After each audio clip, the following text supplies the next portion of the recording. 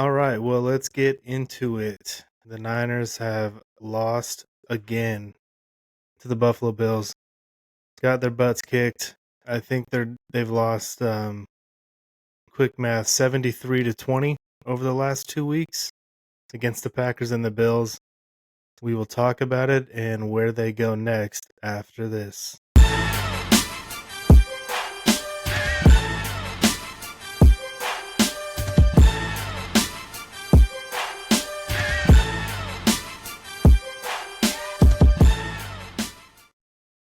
It's always uplifting. Yeah, I know. It's like I almost want to make another intro with sad music over No, it. it's Play for good. episodes like when we this. lose. We Wow, wow, wow. Yeah. Like one of those sounds. We need the uplift, though. That's good. Yeah, we I know that's true. I don't want to get too down in the dumps. It is just a game, and we don't even play the game, so who really cares at the end of the day? Yep. I mean, I guess we all care. We're We all- fans. we That's all what care. fans is short for. Fanatics. We are fanatics. So I shut off though. When the Niners are really disappointing me, I just try to sever that emotional tie as much as I can because it just hurts too much. And I have a lot of practice doing it with the Kings, being a Kings fan. I'm just like, I hate you guys. And I just try to like shut that wall down. But with the Niners, it is tougher because the Niners are my favorite team, even more than any other sport. And it hurts. It hurts to see them suck so bad with so many good players still out there. And even though I know a bunch more got injured or a few more got injured, this has officially entered dumpster fire season. It is a complete dumpster fire.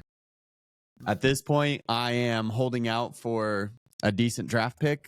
I know we can still make the playoffs, but I've given up on it because I don't think we'll do anything, even if we did make the playoffs. Doesn't really even matter who we playoffs again. Don't talk about it. Playoffs. Yeah, we don't deserve to talk about playoffs. Not right now. So, yeah, feels pretty hopeless. I'm still gonna watch all the NFL games. I love the NFL, and I'll probably find some teams to bandwagon. One of them might be like the Buffalo Bills, but yeah, bummer of a season. yeah, I might be a bit. Once the playoffs come around, I'm probably going to be a Bills fan. It's going to be hard to root for anyone in the NFC.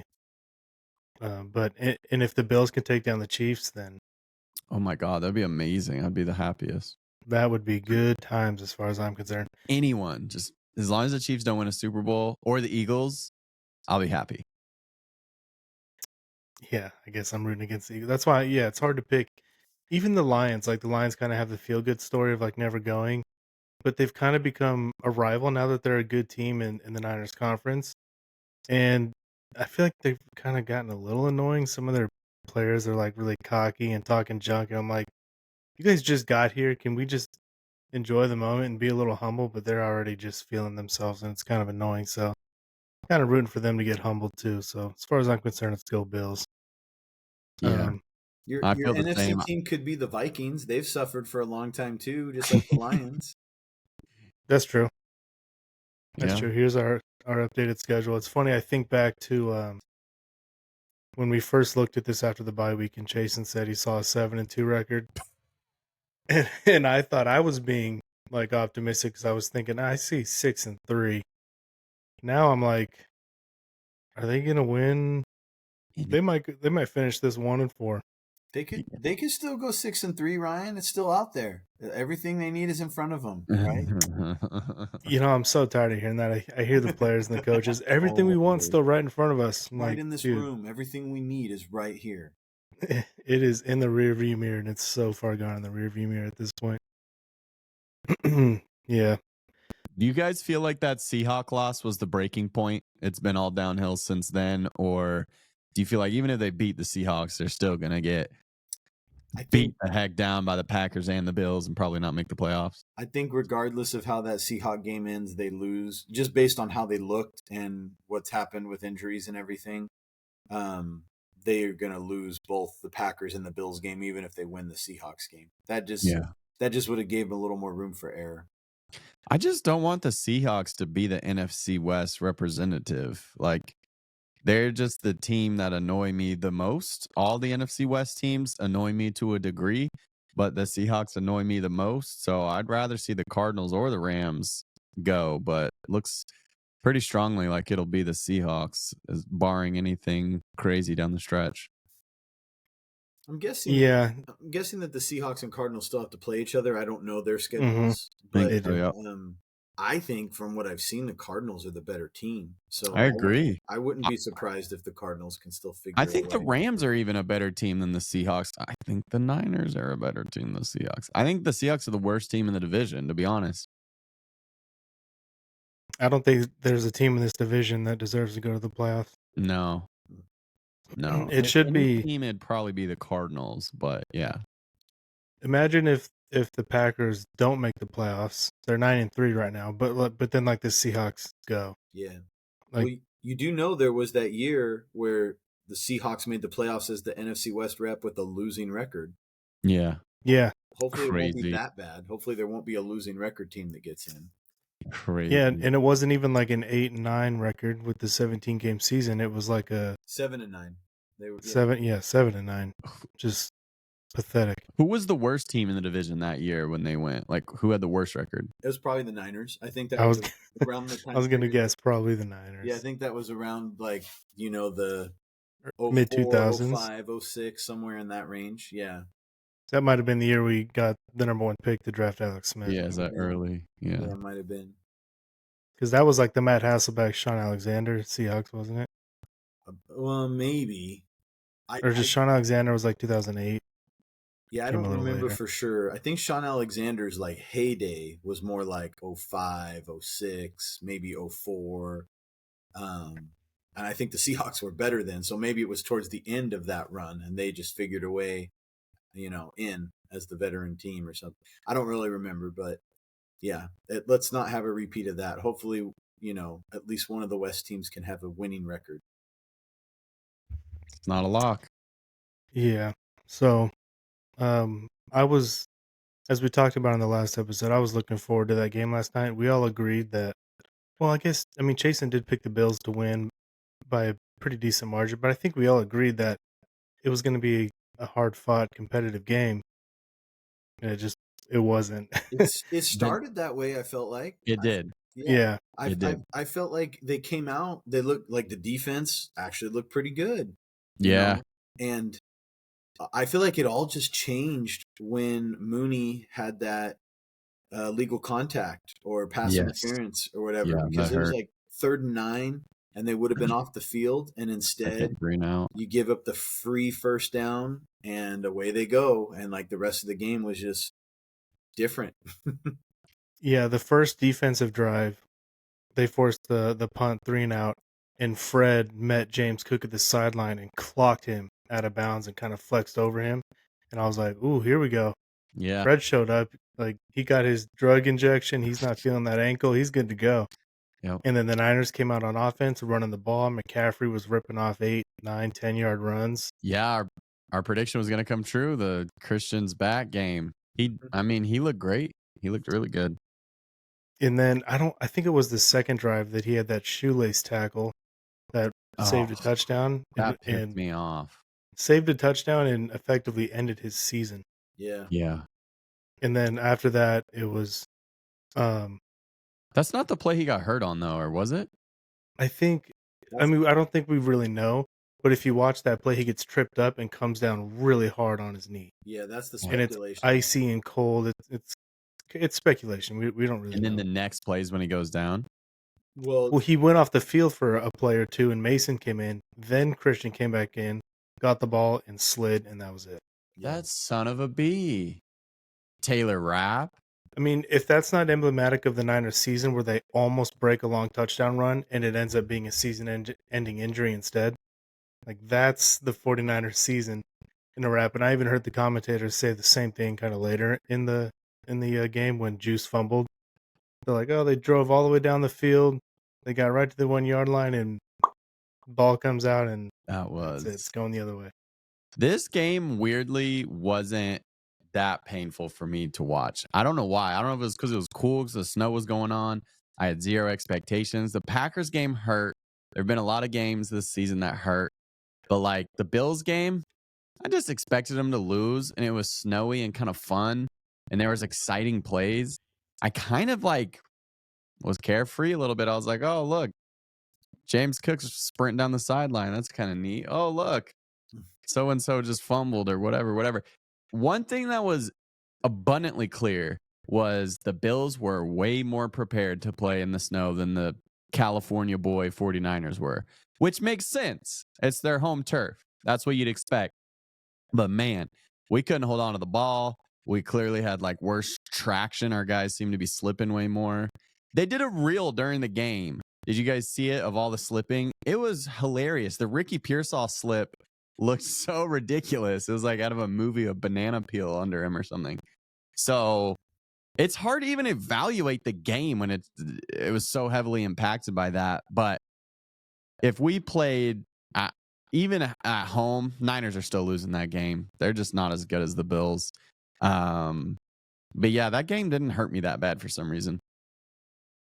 I feel like the errors always snowball. Not snowball. I didn't mean for that, like in the snow game. But I feel like that always happens in, well, Niner games are what I watch way more than anything else. And to me, that is exactly what happened again, where it's like, oh, so you did that, like the Mooney play that I referenced earlier, and then that leads to a 70-yard touchdown drive where they just methodically go down the field because you made a mistake.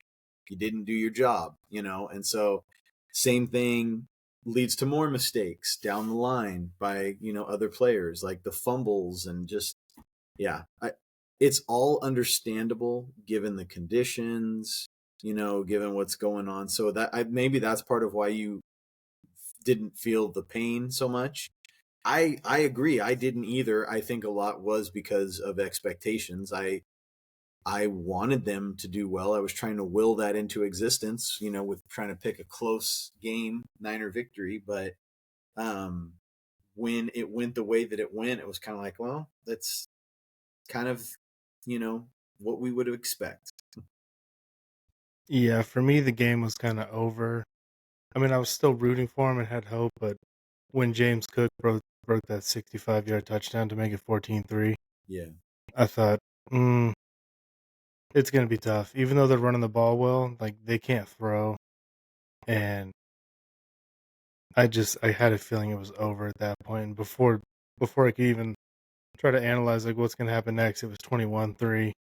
And it was just like, oh man. I think the Bills scored 3 straight touchdowns after they went 3 and out on that first drive. So the Niners had about half a quarter in them for this game, and then it was like, all right, well, that was our shot. We gave it all we had, and it was just over. That half a quarter was kind of Go ahead. fun while it lasted. It was. I mean, like I said earlier, when I saw Fred meet James Cook at the sideline and nail him Yeah. and stand over him, I thought, we got a game. Yep. And then, no, we actually do not have a game. The way the commentators were talking too, like after that hit, they were like, this is a proud franchise. This team feels Yeah. like they got something to prove. And then like halfway through the third quarter, they're like, this just isn't the same Niner team anymore. The blah, blah, blah is like, that switched up. Yeah. Both things can be true. Yeah.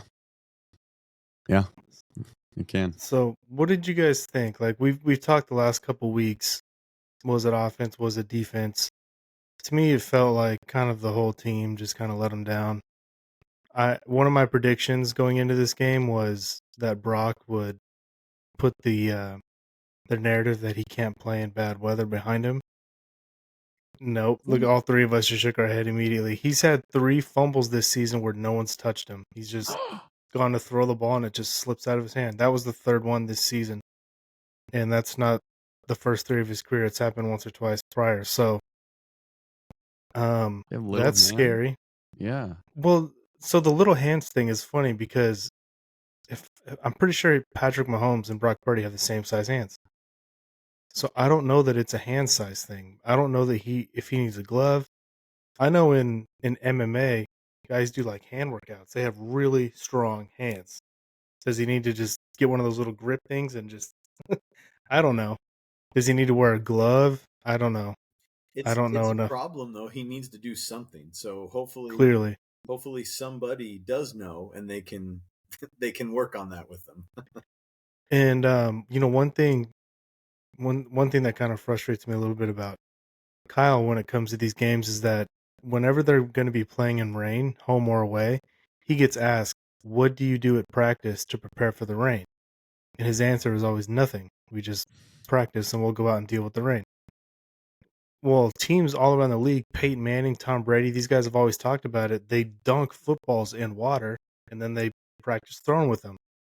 Kyle just will not do that. And I feel like Brock needs practice throwing with a wet ball because we saw it against the Browns last year. We've seen it obviously in the snow this past weekend. He didn't throw the ball well against Green. He didn't play against Green Bay. Um, what was he? There was another bad weather game earlier this year. I can't. Was it in Seattle? Was Kansas City a bad weather game, or was that a home No, game? I think that was a home game. Actually, that was good. But he's clearly got a problem playing in high wind, water, or snow. And I don't know what to do. What he can do. Was the Bucks game really windy? I can't remember. Um, Jake Moody Might have been. and Tabor Snapper complained about the wind a little bit after their kicking fiasco. But maybe that's why. maybe it was humid and his hands were sweaty or something. I don't know, but Yeah, super hot. So do you it think though, Ryan, that like they really don't practice it, and that's just Kyle like saying we practice and like we're not giving away secrets, or do you think legitimately they aren't doing anything to get ready for wet weather games? Because I there's think he's a bunch of telling the practice. truth. There's a bunch of practice time that's not open to the media and everything. Well, yeah, very little of the practice is. It's like the first 10-minute warm ups is open. That's it. I think he's being honest because he's been asked a lot about it. Like every year, there's a couple rain games and he's asked about it. He always gives the same answer, and he always does it in a little bit of that condescending. Like, no, I'm not. We don't do that. And Jimmy struggled in the rain. Brock's struggling in the rain. And Hall of Fame quarterbacks, like I mentioned, Brady, Manning, those guys have talked about dunking footballs in water at practice. And I don't know if he's dunking balls in water at practice all week leading up to this game. Do the Niners go out there and win? No. So I don't know, but Brock clearly struggles in the bad weather. He had a hard time getting away from pressure in this game. Oh There was a yeah. couple times where defensive linemen were chasing him, and I'm like, oh, he's gonna get away from that because I've seen him do it so many times, and then he just didn't because he looks like he's moving slow. And Collinsworth said it a couple times during the game. He's like, we're watching half speed football out there because everyone's just tiptoeing around and they can't run in the snow. So Mm-hmm. yeah, this team, I don't know. I don't know who the mutters are on this team, as they say in football. You got to find out who your mutters are. I think George Kittle is a mutter. Yeah. He had one catch, First play of dropped the game one. too, right? Wasn't that like the Yeah, first offensive play? and then he dropped that screen a little later. But he had a quote after the game. Someone asked him like, "Why didn't you get more catches in the game?" And he sounded a little frustrated. I'm not gonna lie. And he basically said, and I'm paraphrasing, but he basically said like, I only ran like 6 or 7 routes after that first play, and I felt like I was open, but I just didn't get the ball. So it is what it is. So I don't know. To me, that sounds like a little bit of frustration, and he seems like a mutter to me. And they didn't get him the ball enough. Yeah, it's Sunday Night Football. That's when George is at his best. Like bright lights, get him the Yeah, ball. Playing the Buffalo Bills in the snow. Like that is a George Kittle game. But Purdy didn't look right to me. Like I think the snow was the biggest factor, but I think Collinsworth mentioned how uncomfortable he looked throwing scrambling to his left, and he said that that was a product of the certain shoulder injury that Purdy had. That's the hardest throw to do when you have that injury is scrambling to the left and throwing from that position. And he looked awkward doing that when he was giving some examples. So I wonder if they just didn't feel confident in the pass game at all because they weren't really. I mean, the run game was working, so like why go away from it? But yeah, when you start going down big, I mean, you got to start throwing, and George is the guy I would throw to. That's for sure. So yeah, kind of a weird game plan and just like hard to even like suss out if it was good or not because of the because of the weather and because of like how quickly things turned. It's like, all right, well, throw it all in the garbage. It's like it's already a blowout. Like it just happened so fast. So yeah. Yeah, I don't know what the plan was. I'm sure they wanted to run the ball. They clearly wanted to run the ball. Hmm. McCaffrey was running early, and they were mixing Mason in early. And even after Yeah. McCaffrey went down, they continued to run the ball and run the ball well. But missing field goals, and I don't really Yeah. blame Moody. The 55-yarder before the end of the first half. I'm gonna give him a pass on that one. It's 55 yards in the snow and wind. I'm gonna give him a pass. But he did miss another field goal that he probably should have made. Juice fumbling on the 1-yard line. This team just cannot score, Nope. and you can't win any game. I don't care what you're playing. You cannot win if you don't score points. Yep. And this team just cannot do it. That Juice fumble bothered me so much because, Yeah. like, why does Juice have the ball? Mason is ripping off 10-yard runs. Why are they doing this with Juice? And I know I saw the stat that Juice hadn't fumbled since 2018. I do not care. Why not just give the ball to Mason, keep pounding the rock, give the ball to Debo. I'm fine you run the ball with Debo. He's a red zone threat. It just frustrated me that it felt like Kyle trying to get his buddy a touchdown or something. Like I don't know. Sometimes I wish Kyle was a little cold hearted and just called plays to the best players and not to his cobble click friends. But I could be wrong about that. Maybe he's just calling whatever. But it feels like sometimes he tries to force feed the ball to McCaffrey or Juice and just feed the hot hand, Kyle. Give it to Jordan. Let him pound that in. They just can't score. Well, I feel like in prior seasons, the fullback dive was a pretty effective red zone play once they were up close, other than like obviously like QB sneak. But I feel like they run that play with a lot of success in prior seasons. Steven, you look like you wanted to say something. Go ahead. I was just agreeing with you. Yeah, I mean, I don't really have a problem with him giving it to Juice. I mean, I feel like he's been reliable. I totally hear Ryan's point about go with the hot hand, and you know, but if you're trying to switch it up, catch him off guard, you know what? I don't think anybody. Of course, you can judge the result. The result was that he fumbled. That's probably what I'm doing. It's Right. not fair. But I don't think like if before that play, what was the down? I don't remember if it was first down, second down, whatever. Either first or second. It was early. So like if Ryan, if he could have, tapped into your headset and Kyle's talking to you and he's like, hey, I'm thinking about doing just catch him off guard here. I'm going to give this one to Juice. What do you think? You might have said, I don't know. Mason's got the hot hand. Stick with him. He's like, yeah, but I really like this look, blah, blah, blah. I don't think you'd have been like, oh, that's going to be a disaster. It ended up being a disaster, but I don't think that, it's not the same as, I don't know, giving it to like Debo between the tackles or something and expecting him to do something with it. I would disagree.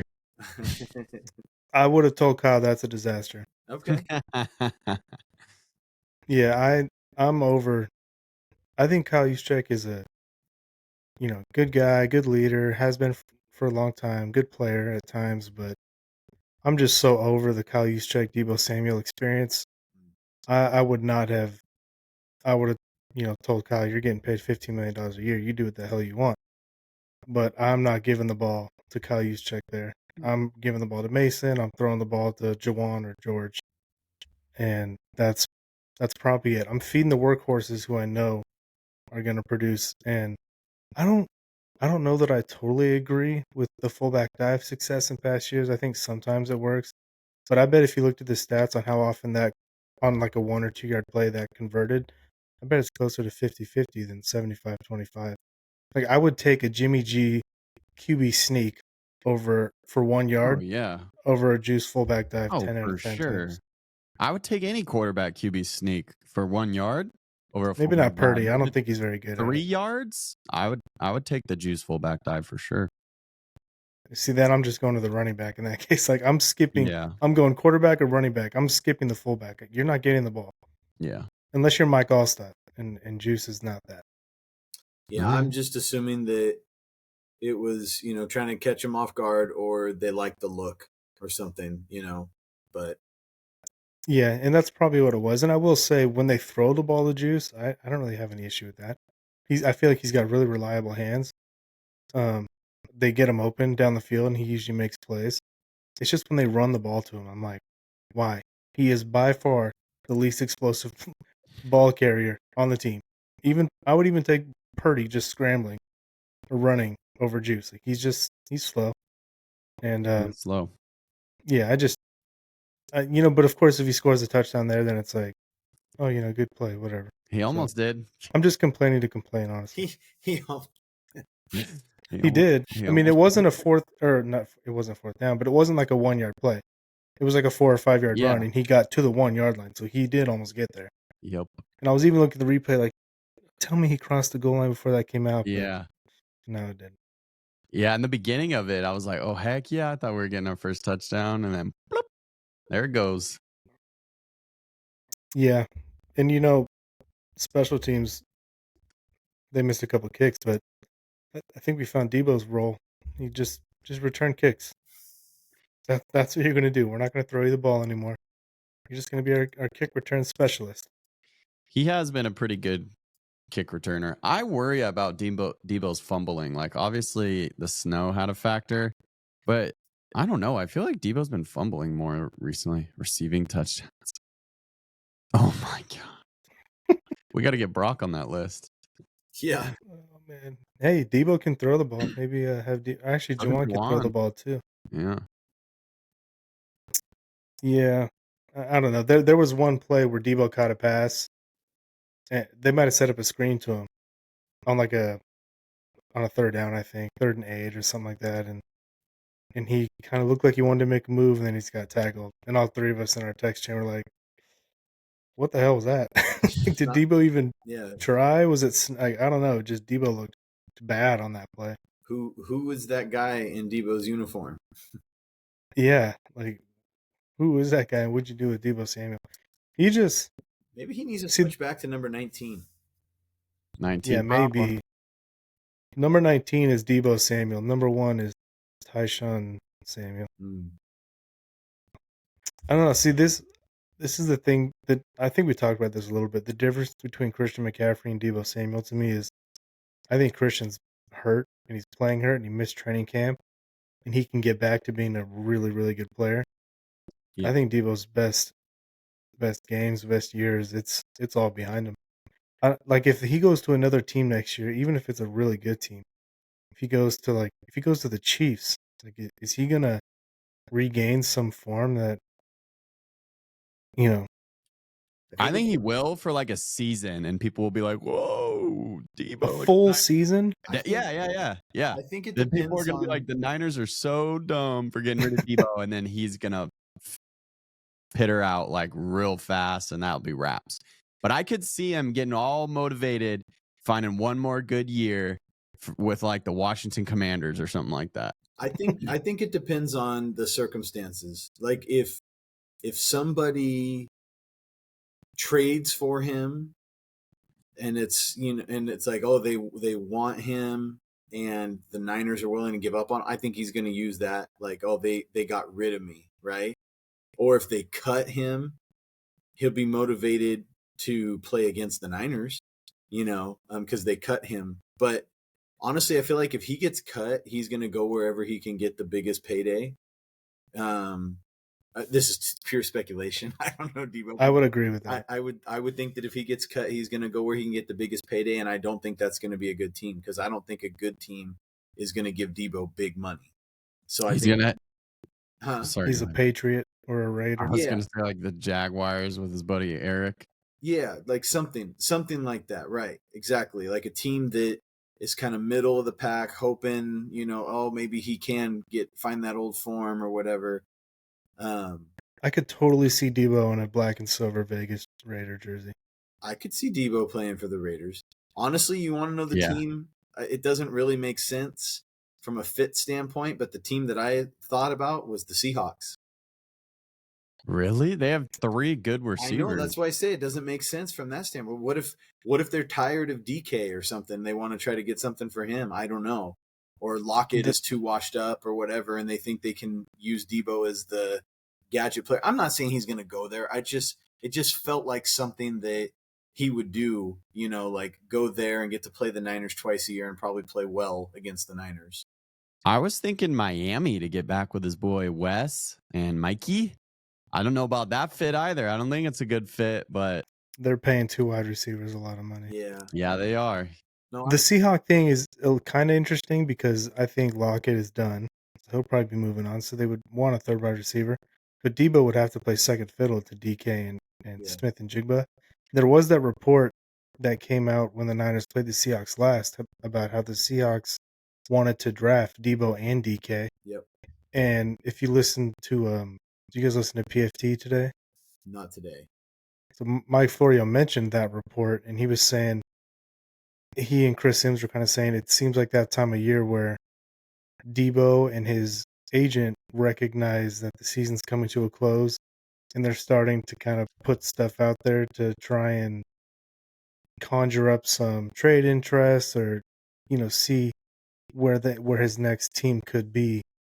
And that's where he kind of thought the source of that report came from. But I agree with Steven. It's like, I don't know that it makes a ton of sense, but I wouldn't be shocked if he would be motivated to stay in the division. I mean, the Rams could be a sneaky spot for him too, just to go play with his rival McVay. And Yeah, but he said he hates the Rams. But yeah, who knows? He doesn't hate I them. They're know. going to pay him. I like your suggestion of the Raiders. I feel like that fits for a lot of reasons. But the point that I was going to make was, if he gets cut and he gets a big money deal, I don't think he's going to be as motivated. So I don't know that I see what Chasen's talking about. Like, hey, I got paid again. I'm just going to come in, do my job. And I mean, I hate to say it this way, but almost like coast, Whereas if he gets traded, or if he has a hard time finding that deal on the open market that he wants, then maybe he signs like a 1-year prove it with a contender that's going to make him look good, and he's going to ball out in those circumstances, But it seems to be a motivation thing. I hate to say it, but it feels like even with the Niners, the last few years, like when he seems really motivated, he's awesome. And then when it seems like there's years that he's just kind of whatever, he's not so awesome. And I worry that will be an issue with Ayuk too, even if he gets back healthy. Because I worry that now he's got his big deal, he's going to coast. Yeah, to switch up on Ayuk, that does concern me a little bit, but I'm hoping it's not the case. We'll have to kind of wait and see. If Debo gets back to being good, it'll be 2023 good, not 2021 good. That's why when No. Jason said he'll have a season, I was like, a season? I see. I don't buy that. I think if he goes to a new team and he's motivated, he'll have one big game a month. That will be Debo's return to glory, which is basically what he did in 2023. Yeah, Like he disappeared for large portions of the season, but he would go nuts against the Seahawks or the Rams and the Eagles and the Cowboys, and he would just have one or two big games a month. I can see him doing that. Yeah. But to have like a season where he's averaging even just like 60 or 70 receiving yards a game, no shot. But what contender is going to want to pay him at this point? Zero. No. Not one. He would have to. That's what I'm saying. He's a Raider or a Patriot.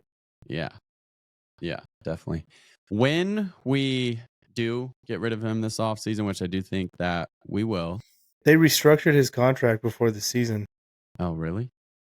Yeah, remember that. So, although I do agree with you that they will get rid of him, they're going to have like a sizable dead cap on their cap next year because of it. Okay. I was going to say, once we get rid of him, whenever we do, we should watch a highlight tape on here of his 2021 season and just reminisce about the Deebo Samuel that we grew to love. Yeah. Yeah, I'm going to have to figure out how to play videos on here, but I will do that, and we can say sayonara. Thanks for the good times, 19, because I don't really care about number 1. Number 19 was pretty sweet, though. Number 19 was pretty sweet. Yeah. I wanted his jersey. I'm glad I didn't end up getting it, but I did want his jersey pretty bad for a couple years. So Ryan, Yeah. I don't know if we ever really answered your first question. I mean, I think we've all kind of talked about just how it was a hard game to Oh, yeah. analyze, but um,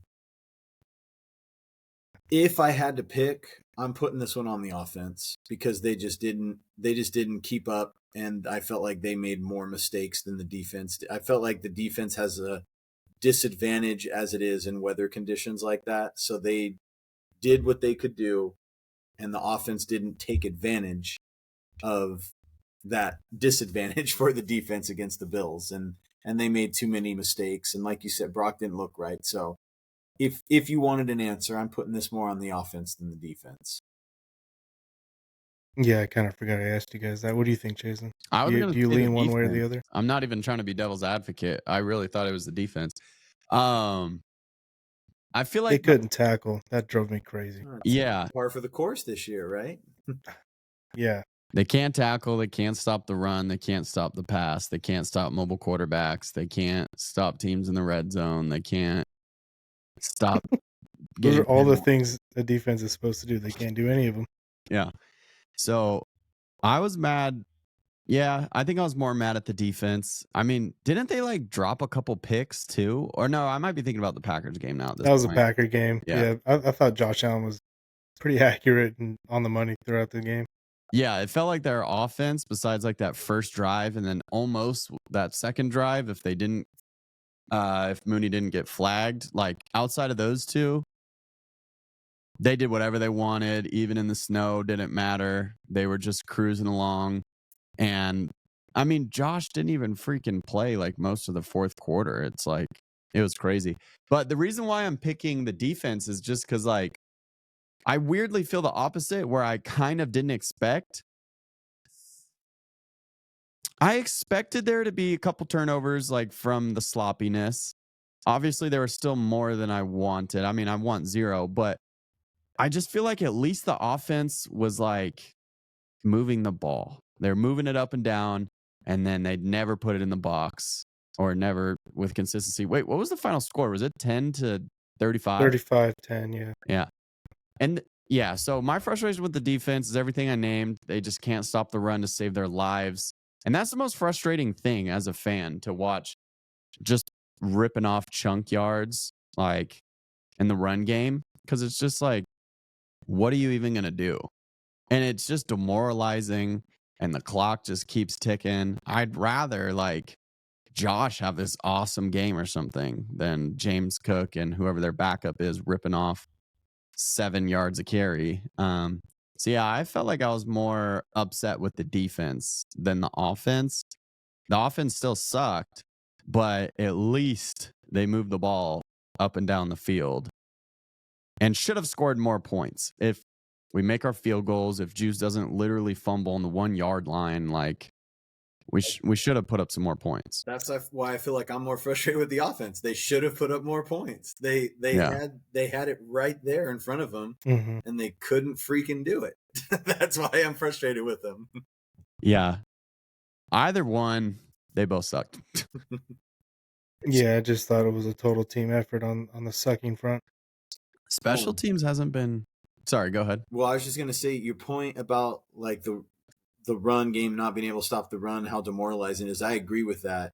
But it's funny because I also remember I'm probably scarred from, early 2000s Niners teams where they could do all right against the run and they'd be a good first and second down defense and it'd be like 3rd and 8, 3rd and 9, and without fail they would give up conversion after conversion, and that to me was even more frustrating because it's like all you have to do is make one more stop. You've already done it on the first 2 downs. Why can't you do it here? And it was just like it seemed like for a couple of years there that was their Achilles heel, and they've kind of Yeah. done it again this year where they'll give I up was long third I was down gonna say there's conversions. been flashes of that this year Yeah. too, where they get in 3rd and long and then give it away. Yeah, it's so that to me is the most infuriating when your team's on defense is like, all right, did your job. Oh, just give it up.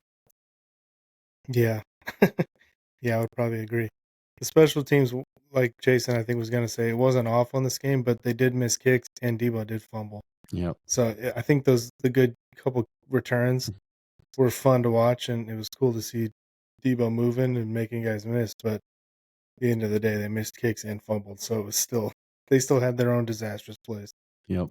I didn't realize this during the game, but I saw after that, like, the Bills fans were throwing the snowballs at the football when the Niners kicked it, like to try to alter the football. Like, I somebody didn't realize posted that, that like, either. shout out to Bills fans for trying to, like, hit the football with snowballs. That's probably why he missed. Yeah. Those punks. Yeah, if I was in the stadium, I'd have been like, guys, it's Jake Moody. You don't have to do Yeah, that. that's right. Could they get in trouble for that? If one of them pelted the football with a huge snowball, could they get like banned from the stadium, do you think? I don't know. That's a good question, because in some ways it's fan interference, right? Because they For sure. caused that.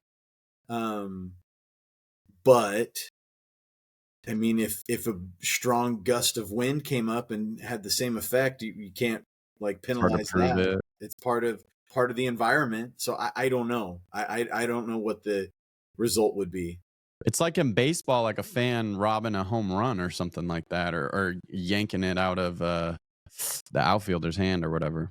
I wonder if there's some obscure rule somewhere that would speak to that, but I wouldn't be surprised if there's not a rule for that. Yeah. I wonder if we could coordinate every fan in the stadium to take a big breath and blow when the ball's in the air and knock it off course.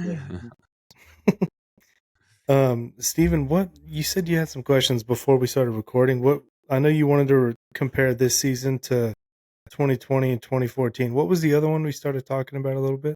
So I already forgot what they were. yeah, I'll have to think about that again too, because now I'm just focused on the one that you just said. Well, let's just do that then. Obviously this season has been really tough for a number of reasons. And 2020 was a really tough year coming off of a Super Bowl loss.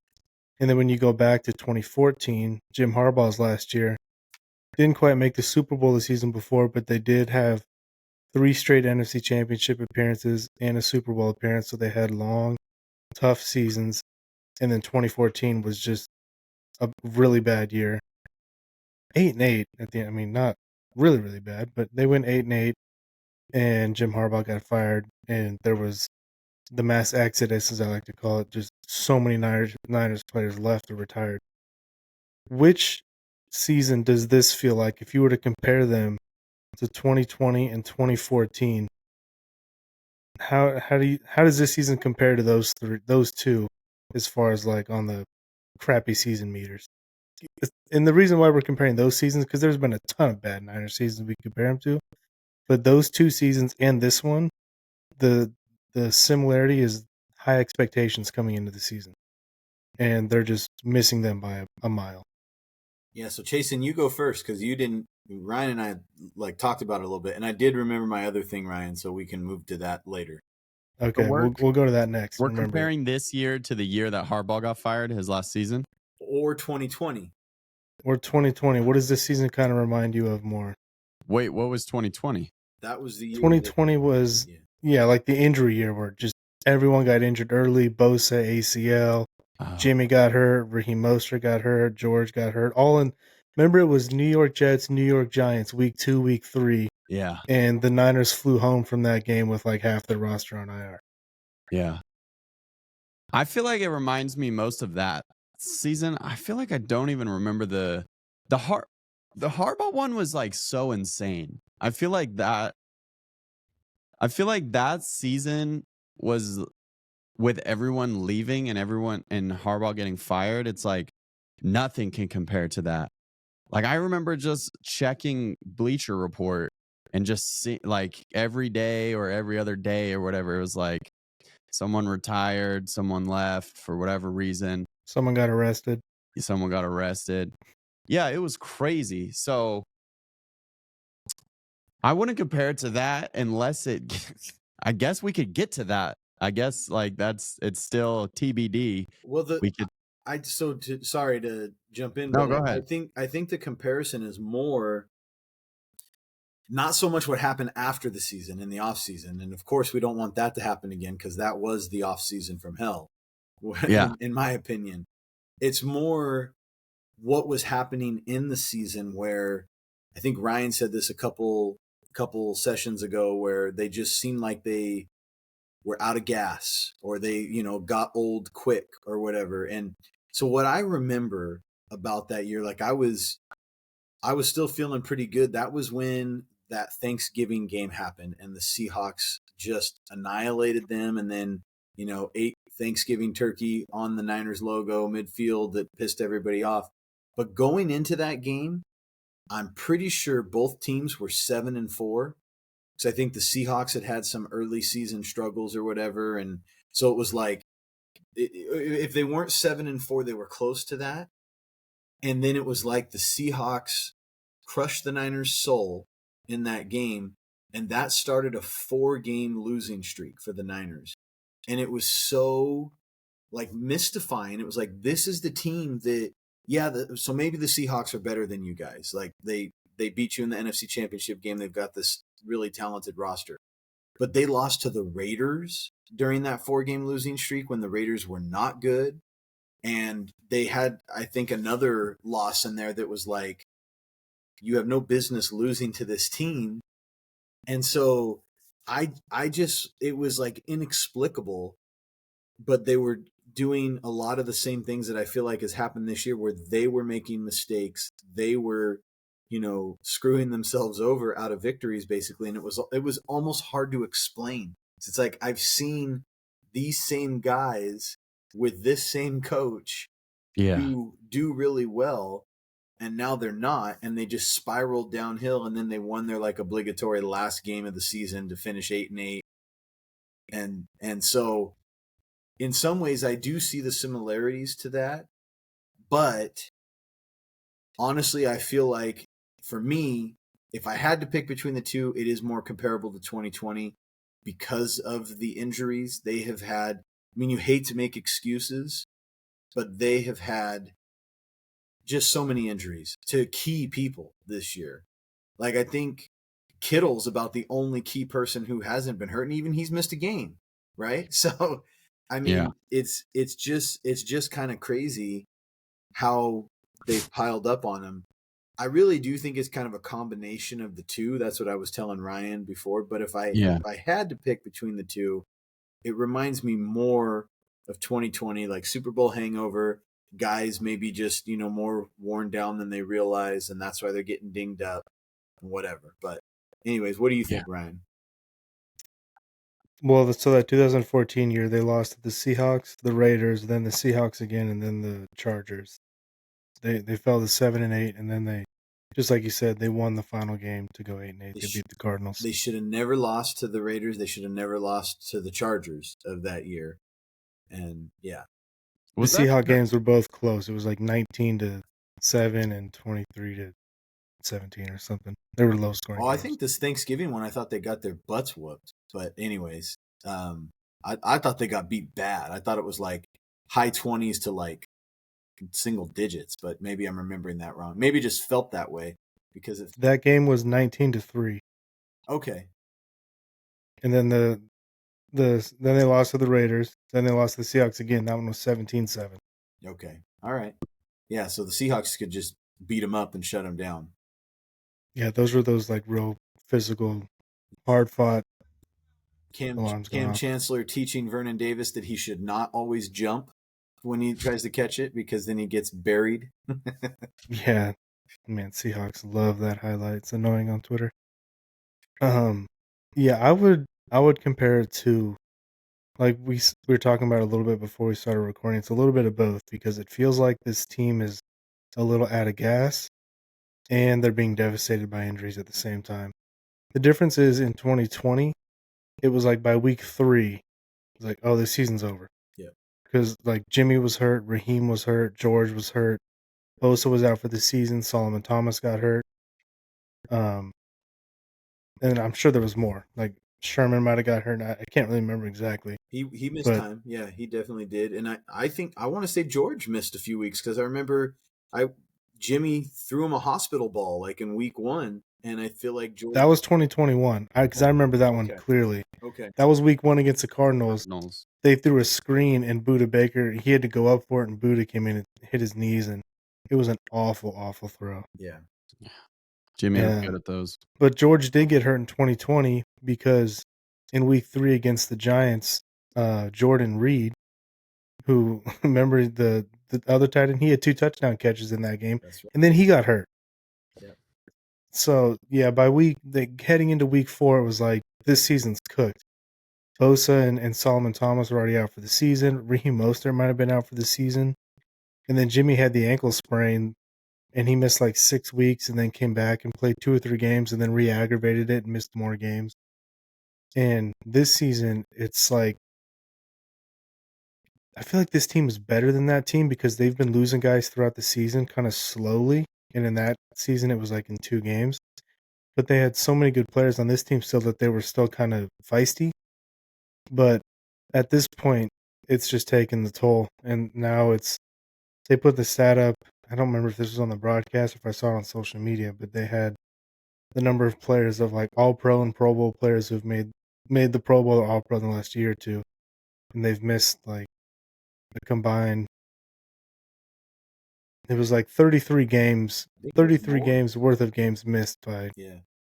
a bunch of players or whatever it was. And of course, they have the stat of how much salary cap the Niners have on the IR compared to other teams. So I remember that stat in 2020 as well. So yeah, this just feels like an injury plagued year. The difference is, of course, Brock has been mostly healthy, so we've still had our quarterback, so we had a fighting chance. Whereas in 2020, it was, Jimmy was out a lot. So Isn't it funny? I think 2020, maybe funny is the wrong word, maybe ironic. Isn't it 2020 like the one year that Jason Verrett actually stayed healthy when everybody else got hurt? And he did yeah, and he was like a Pro Bowl yeah, player. yeah. And I think 2020 was also the year of Kerry Hyder, right? Where he like Yeah, emerged. there was no Bosa. Yeah, everybody Yeah, else he was he had doing like At least 10 sacks. I was gonna say 8 or 9 sacks. It might have been closer to 10. And then he went and got like a 3-year, a pretty nice payday from the Seahawks. And after one season, they're like, "You are not the guy that we saw in San Francisco," and cut him. And then he came back to the Niners. Yep. I remember my friend Jackson being hyped when they signed Kerry Hyder because he was just looking at the previous season stats. I was like, he's not that good. Yeah, he's not that. He also had a decent year before he was a Niner with the Lions when Chris Kasarik was their D-line coach, and now he's our D-line coach. So clearly, Kerry Hyder or Kasarik gets the best out of Hyder. So yeah, I thought it was funny. The Seahawks gave him a 3-year deal, and after 1 year, they're like, "Nope." So my other question, and I don't know that this will end us necessarily in terms of this session, but my other question was, do you guys have a preference, or what do you think would be better? Go on a run, or just shut it down and like, Fred's got the nicked up ankle, shut him down. Bosa's got bad hips, he could probably get back. Nope, shut him down. Like what would you rather see happen given where we're at right now at 5-7 and still technically only 2 games back from the division lead somehow? Do you still want to see them fighting and trying to get to the playoffs, or do you want to see them pack it in and regroup for next year? If they had won at least one more game, I would think about it. But at 5-7, how they've looked, the amount of injuries, the odds to make the playoffs, pack it in 100%. Don't risk more injury. Even Brock's shoulder didn't look right to me. I don't want him going out there taking hits, especially if Trent Williams misses more time and stuff like that, trying to put the team on his back because his team kind of sucks now. So pack it in, everyone. Call it a season. Start getting ready for the next draft.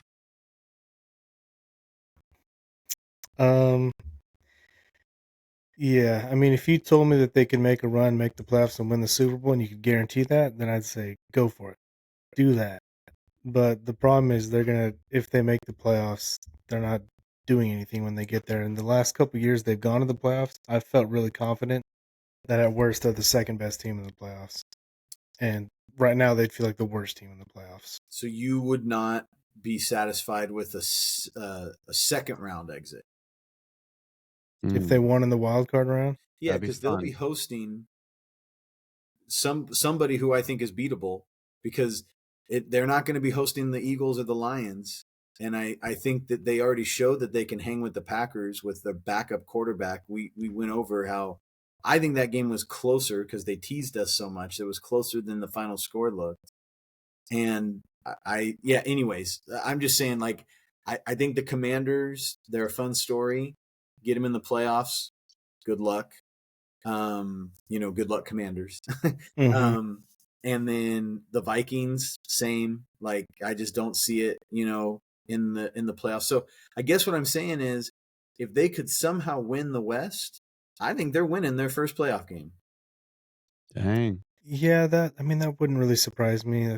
But so like I would kind of agree with Chase, and if they had one more win, specifically if they had beaten the Seahawks a couple Seahawks. weeks ago, Yeah. then I'd say, like, come on, let's go for it, because we wouldn't be 2 games back right now. We'd be 1 game back. So With the we got tiebreaker on the winnable games coming up. Really, the Lions. When I look at the rest of the schedule, like the Lions, it's like, all right, there's an L. But Yeah. the Rams, the Cardinals, the Dolphins, the Bears, those could be 4 losses. Those could be 4 wins. Yep. Like, those are, to me, are all kind of coin flip games at this point. So I would say go for it if you had beaten the Seahawks 3 weeks ago now, but they didn't, and they've shown like no fight since then. Basically, I mean, I don't want to say no fight. I think they're trying. They don't have it. So I would say it's time to it's draft season. Basically, it's time to pack it in. I was listening to Guy Haberman, who does like Niner stuff, and he was saying how because a lot of people are saying the same thing: pack it in. This season's over. Tank, tank, tank. And he was basically saying like, not quite yet, not quite yet. Like, still fight, still going. And he was talking about one of the reasons why people want to tank is because you risk injury. And he specifically mentioned Fred Warner and how Fred's ankle is messed up. But Kyle Shanahan said, well, the ankle, it can't get worse by playing on it. It's just not going to get any better by playing on it. And I thought, okay, that's true, but I think you're kind of missing the point, because he could rip his ACL, and that is worse. Christian, just PCL injury. It's a 6-week injury. That could have been the Achilles. No. Brock Purdy could rip his elbow again. Like, it doesn't have to be, you know, a fractured ankle getting refractured or more fractured. It could be a whole another injury. Bosa could heal his oblique and rip his other ACL. I mean, like, it could be so much worse. So at this point, shut him down. Trent's dealing with, I don't know what's going on with the Niners this year. Just some insane tragedies on this team between personal losses and your rookie getting shot. Like, I don't know what's going on with this team. Shut him down. Shut Charvarius down. Let them go be with their families. Shut Fred down. Let him heal. If Dre wants to get out and play like the last 2 weeks of the season and get his feet under him, fine. That's it. McCaffrey, you're done. Debo and Juice, go ahead and head to Cabo. We don't need you here anymore. Let the young guys play. Although it does suck that Mason's not there, I would say Yes. let the young guys run the ball. But Garendo and Patrick Taylor Jr., I guess, Yeah. Jacob Cowing, Yeah. Jalen Graham, D. Winters, Ricky Pearsall, get the young guys out there and let them play. I will say one thing we didn't mention from the Bills game: Ben Barch, who took over for oh my gosh, Aaron Banks. Yeah, Aaron Banks. Yep. I thought he played pretty well. So get that Agreed. guy on the field. Let him keep playing. Let the young guys get some reps in him and get ready for next year. Wasn't Ben Barch originally a center? Like, that was his position, right? And he just also can play guard. Yeah, I think he's one of those guys that could probably play anywhere on the interior. That's intriguing because he's a younger guy still, isn't he? Right? He's I think just so, been yeah. on the practice squad a couple years, maybe. Mhm. That's intriguing. Yeah, get him playing time. Maybe we found our new center right there. I thought he played well also. And I know that there's been some like media guys that I follow that have been low key kind of hyped about Ben Barch in the past for whatever reason. I don't know much about the guy. This is the current draft order. Here's the updated draft order. Wait, so we got to lose to Miami and Chicago, and we'll drop even further. So I saw someone tweet that if the Niners lose to the Bears this weekend, they'll officially be in the top 10. That'd be huge. I just, as a fan, I'm never gonna like actively, if the Bears score a touchdown, like yeah, go Bears. Like that's just not gonna happen. Because I still want to see the players that I root for do well. It's just that if they lose, I'm gonna be like shrug my shoulders, like, well, top 10 draft pick, here we go. So I'm gonna disagree with you both, and it's not because I think that they're gonna go win the Super Bowl. I don't think that's realistic. It's because I hear exactly what you're saying, Ryan, about all the injuries, but that could happen on any play at any time. It could happen just True. as easily in week 1 as it could happen in week 15. And I don't think you can put everybody in bubble wrap just because of the potential for injury. Then nobody would ever play. True, but I would just quickly counter that. Like, if you have like last season, Mhm. I think the Niners are the best team in the NFL. Go for it. And if guys get hurt along the way, it is what it is. When you don't really have a realistic chance at even getting to that game, let alone winning it, then it just feels like the risk is a little more pointless. And I agree with guys that are playing through issues. Like, it's not worth it to play through an issue, because even if you don't hurt that injury worse, you could be compensating and hurt something some other way, right? Like Yeah. they don't have enough to play for to be playing guys that are significantly compromised. But like even Purdy, like you're talking about with the shoulder, shut him down. I disagree. I feel like Purdy needs still all the reps he can get.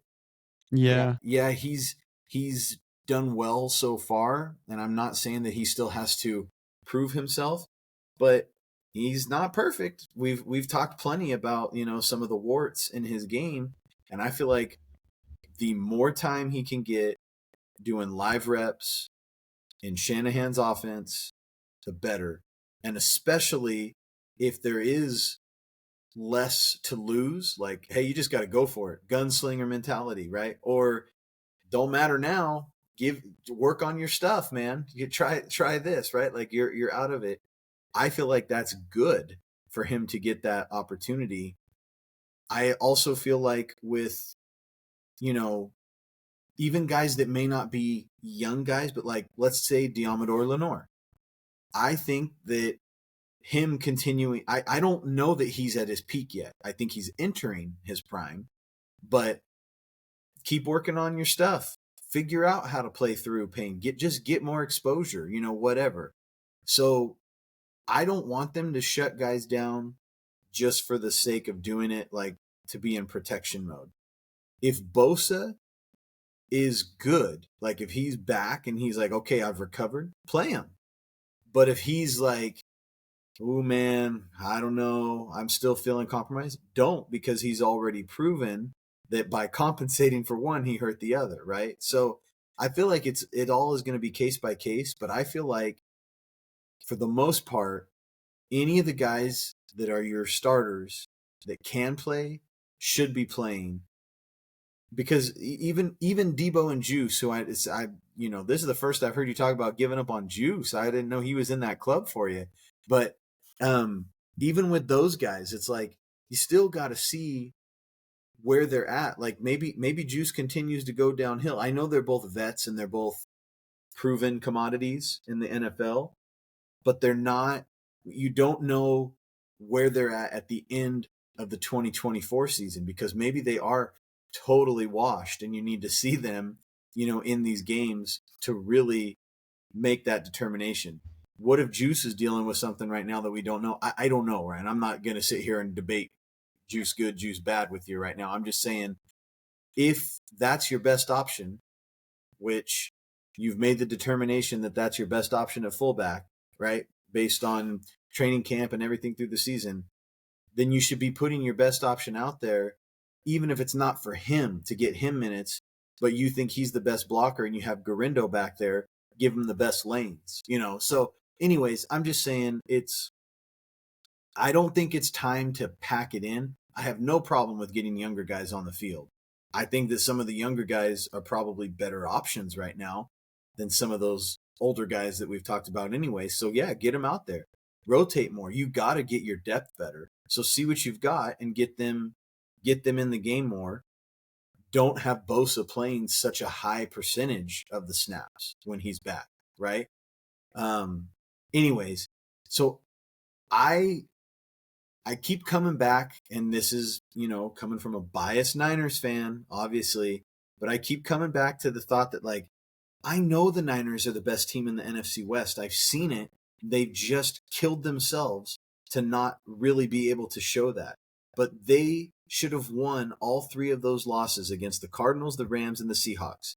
And they're like a few plays away from having all those wins. So I still feel like they are an 8-3 team, or an 8-4 team now, that has a 5-7 record, unfortunately. Now they deserve that record because they're the ones who blew that game as a collective. But what the games that I watched showed me was they were the better team that should have won that game. And if you do simulations, which I know you can't do, but if you do simulations of those teams on that field that day, they're winning more often than they're losing. And it just has been, bad luck, in my opinion.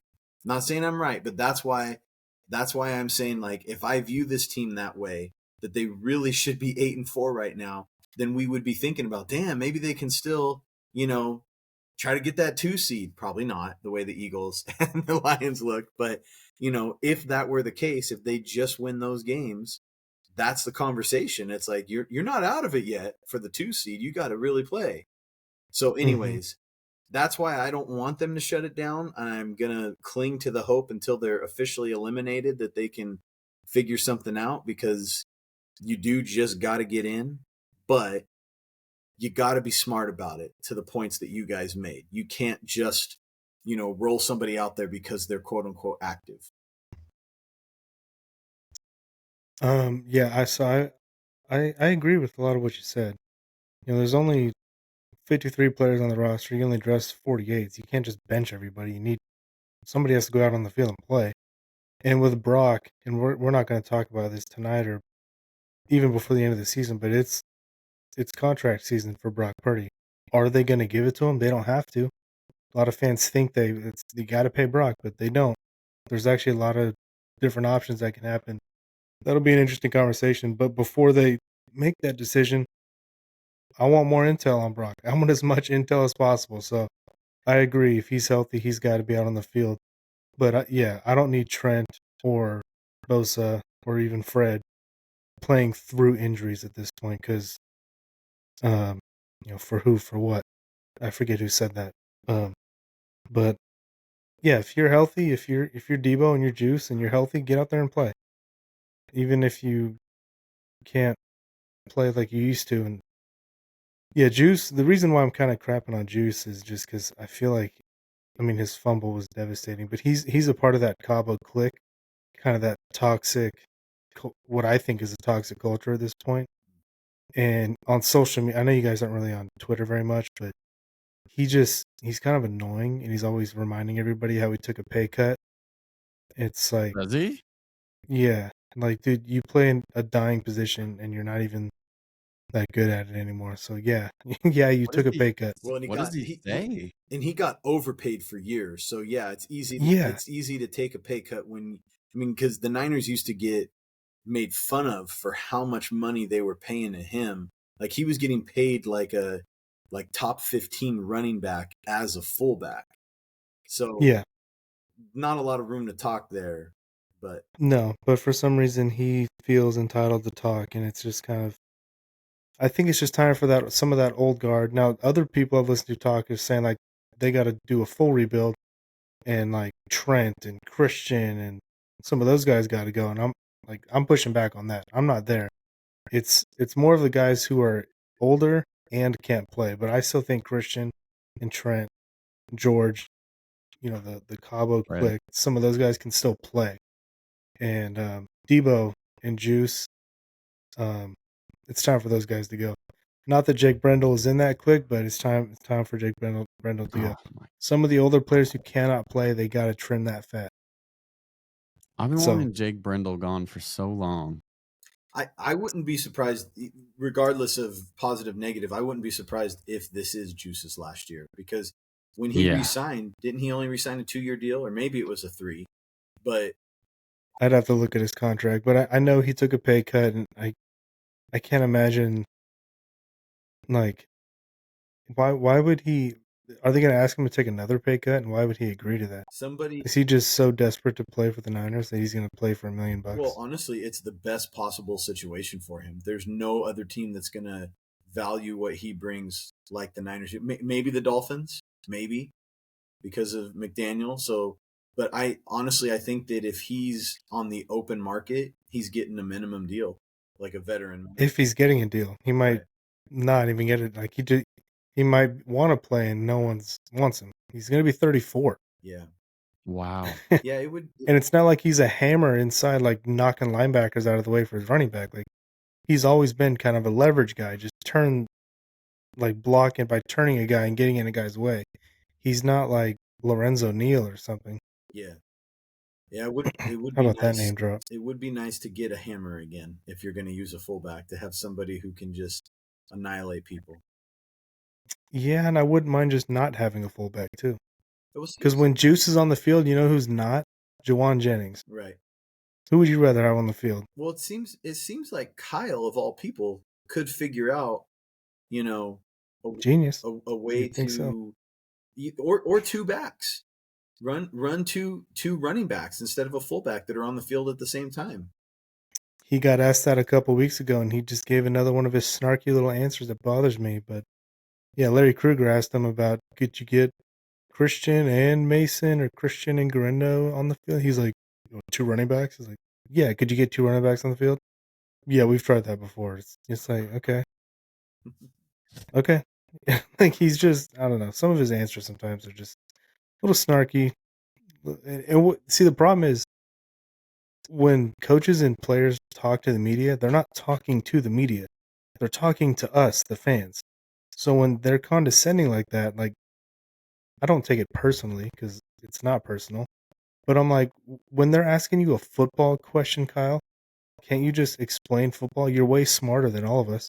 Can you just explain it in a football way and not like two running backs? No, like, tell me why it doesn't work, because I don't understand why. From home, it seems like it should work or could work. Tell me why it doesn't. Explain it to me. Just don't be a jerk sometimes. I Well, feel like some guys are so jaded by the media and they're always thinking like, "Oh, what article are Kyle, they trying to write with this question?" And so like Kyle, I agree. He can be kind of a jerk to the snarky. media. Yeah, snarky.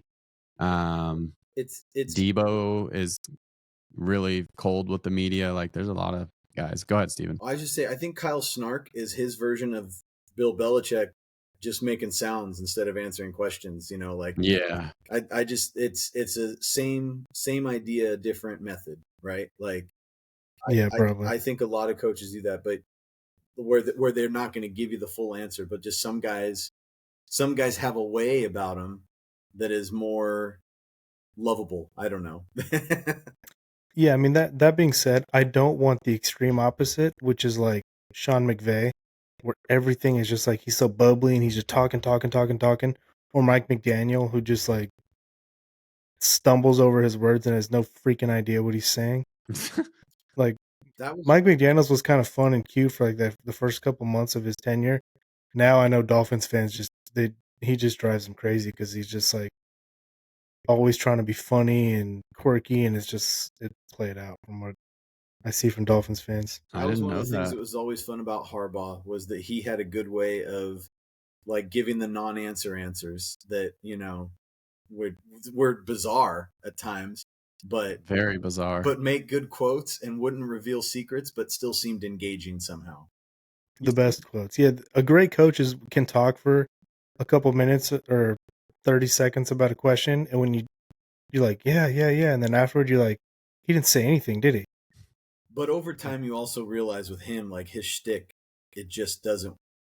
It doesn't ring true anymore, because he's, Michael Crabtree was the greatest catcher of the football that he's ever seen.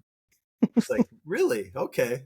Did you see his quote when they asked him about like his heart issue? He had like 2 games where I think he had to leave early because of the heart issue, and he was like, "Well, I'm undefeated in both of those games." He's like, "I'm 2-0 with enter whatever the condition is." Heart palpitations. Yeah, yeah, that he, cracked me up. he didn't want his guys eating chicken because it was like a scare You are what animal. you eat. Yeah, and so he wanted them to eat beef. When he wanted Mm-hmm. Aaron Lynch to put on weight, he said, "Yeah, we're going to give him some extra steaks in the cafeteria." It's just, yeah, Yeah, you are what you eat, and you don't want to be a chicken. yeah, I forgot about Aaron Lynch. That's a throwback name right there. yeah. One of my favorite Harbaugh quotes came earlier this year for the Chargers, and he was asked about his coaching staff because they're all coaching really well alongside him, and he said, and this is a biblical reference, you guys might not get it, but he was like Moses, I'm going to die leaning on my staff. And he just threw that out there. And I was like, oh, that's so good. Yeah, I love Jim Harbaugh quotes. He's hilarious. He is hilarious. He's so entertaining. I'm glad he's back in the NFL. Me too. I mean, dude, if the Chargers go to the playoffs, they might be a team I'm rooting for too, just for him. I like Herbert. I'll root for him too. Yeah. So I know we've gone way longer than you wanted to go, but I was worried we'd have nothing to talk about. well, and so a topic for another day, because I read something that Richard Sherman was saying on his podcast about how the window's not closed because people are talking about it. Kind of fits in with the full rebuild thing that you were saying, but a point that he brought up, which I thought was really good and insightful, was just the amount of brain power that the Niners have lost in recent years. Like basically how success makes you. For It sure. becomes a The coaching staff getting poached. Yeah, coaching staff, Definitely. front office. So, anyways, just be interesting to maybe talk about that topic a little bit and whether or not, it all kind of feeds back into the question of how do you feel about Kyle and what is your stance on him and everything. And anyways, so I just thought it was an interesting point that I don't think people really think about that often is. Because you saying that about Harbaugh is really what got me think. It's what triggered that thought. But the staff is hugely important to every team, and yeah. Can you even believe that we had Robert Saleh and D'Amico Ryans coaching our defense at the same time? Pretty awesome. That is insane. And Mike McDaniels, coaching. Yeah, I mean, they're going to look at that 2019 49er team, the coaching staff, and they're going to put graphics of like Mike Shanahan's Washington Redskins team. Yes. Where they've got all these young offensive minds, and Raheem Morris was there as well on the defense. So, yeah, or you look at like the 2002 Tampa Bay Bucks coaching staff, and they have like Mike Tomlin and even like guys. Sorry, Ryan, I didn't mean to cut you off. No, I couldn't even think of that coaching staff had a lot of guys too. But like who's the is it Slowick, the offensive coordinator in Houston? Like he was around doing a lower role back then, and I'm pretty sure that the Kubiaks, Mike LaFleur. Yeah, I mean, it's nuts to think about. Like, so you lose all this great football knowledge, and you're not going to hit on every replacement. But anyways, we're getting into it, and I didn't mean. Now we're going to start talking about it. Yeah, I mean, Kyle is too. Wes Welker, because, like you said, Steven, it all kind of comes back to Kyle. Kyle is a really polarizing coach and a really interesting coach because he's really, really smart and he's really, really good, but he is flawed, and that just makes a really compelling coach and really fun and interesting season. So, yeah, we can definitely talk about that maybe on the next one or later this season. If they do end up tanking, we'll need topics because we won't be talking as much about good football. That is true. We'll be pulling up that graphic of the draft order quite a bit. You guys want to do Wednesday or Thursday for the Bears? I'm thinking. I have a. Go ahead, Chase.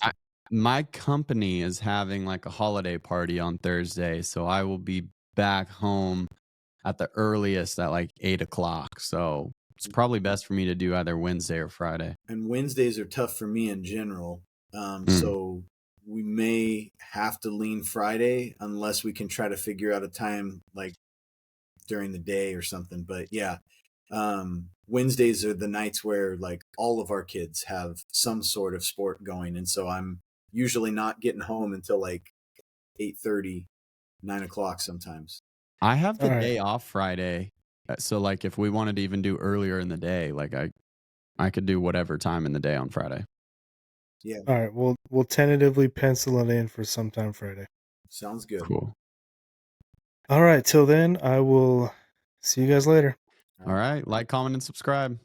Yep. Go Niners or Bills, whatever. Go Niners. Go Niners. Go Niners. Peace. See ya. Bye, guys.